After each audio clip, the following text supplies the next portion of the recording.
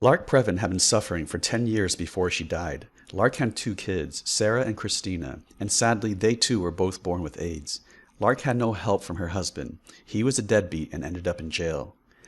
Lark's apartment was described as grim. The stairwell had painting peeling off the walls. Despite her circumstances, Lark was a dedicated mother. She struggled to pay for her daughters to go to a private school. She worked as a house cleaner to make ends meet. She drove her kids to school every day. But because she was so weak from her immune deficiency, she couldn't always walk her kids the short distance from the car to the classroom.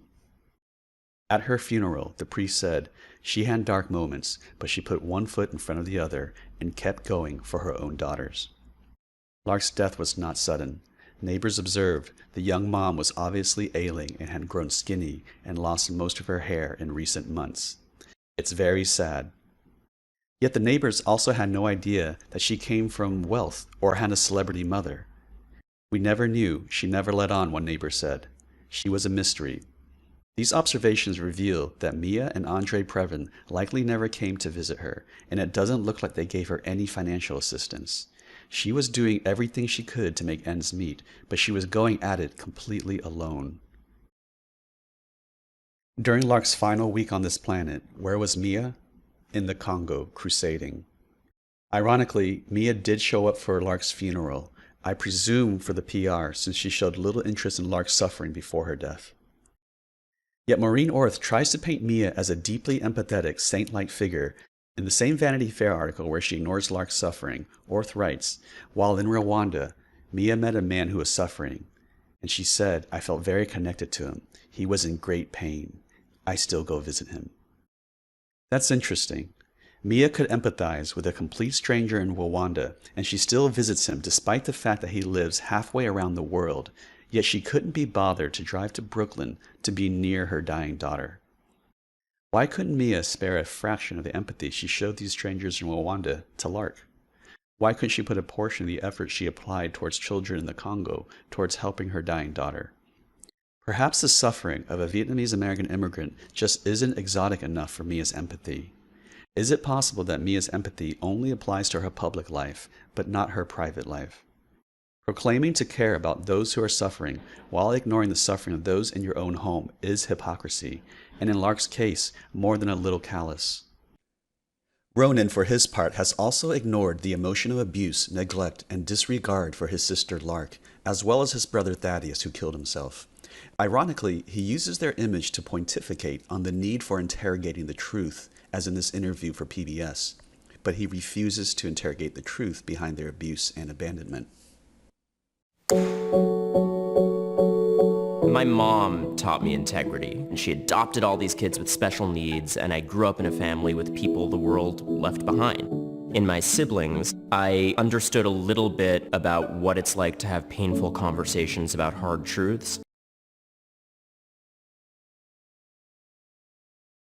We know from Ronan that Mia could get her children jobs at UNICEF. Mia's own organization points out that over 300 children die every day from AIDS. How amazing would it have been if she made Lark, a victim of AIDS, a UNICEF Goodwill Ambassador advocating for AIDS awareness? Perhaps her life would have been very different. Mia was in the Congo when Lark was dying, a place suffering from polio. How amazing if Thaddeus, a paraplegic from polio, was a UNICEF youth ambassador crusading for polio vaccinations in the Congo with Mia. A few months after Lark died, Mia went on a hunger strike to protest the lack of aid to Darfur. Yet just a few months before, Lark, Sarah, and Christina hardly had enough groceries to eat. Do we see other instances of Mia putting her own needs before the needs of her children? During the scandal with Woody and Soon Yi, Mia claimed that Dylan and Ronan were both traumatized. Yet she fired both therapists, Dr. Susan Coates and Dr. Nancy Schultz. If your child is traumatized, what they need is stability. The last thing to do is to change their therapist. And let's be clear, she did not fire them because they were incompetent, but because they wouldn't side with her. If your priority is your children's well-being, shouldn't you put their mental well-being before your own need to push your story? By firing seemingly competent therapists for telling their truth, Mia showed that Dylan and Ronan's mental health was less of a priority than her own personal need to vilify Woody. That is callous. We also know that Mia fired or threatened to fire other women who worked for her during the custody battle. Women like Monica Thompson, Mavis Smith, and Christy Grodeke. These women weren't therapists. What Mia did to them is especially callous considering these women relied more heavily on their meager paychecks as nannies and housekeepers. Do we see other examples of hypocrisy and callousness? Roman Polanski was responsible for making the best movie in Mia's career when he made Rosemary's Baby, but he also confessed to sexually assaulting Samantha Geimer when she was 13 years old. Despite his sexual assault on a child, Mia Farrow defended Roman Polanski in court, an odd position to take for a child advocate. She didn't just defend him once, but twice. Then there's John Farrow. Remember Mia's angry brother, the one that wanted to shove a musical instrument up Woody's butthole? In 2013, he was convicted of raping 2 boys. He not only raped them, he had groomed them over a period of many years. It started when one kid was only 6. He bought them gifts, took them to baseball games. He showed them pornographic movies. Mia's brother groomed and raped these boys regularly over a period of 7 years. Given Mia's advocacy for children, and her very public condemnation of Woody for sexual assault, you would think she would condemn her brother as well.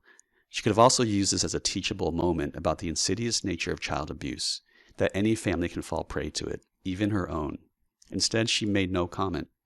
For a public child advocate to stay silent when their brother has been grooming and raping multiple boys for years is hypocrisy. Mia Farrow did not advocate for those boys.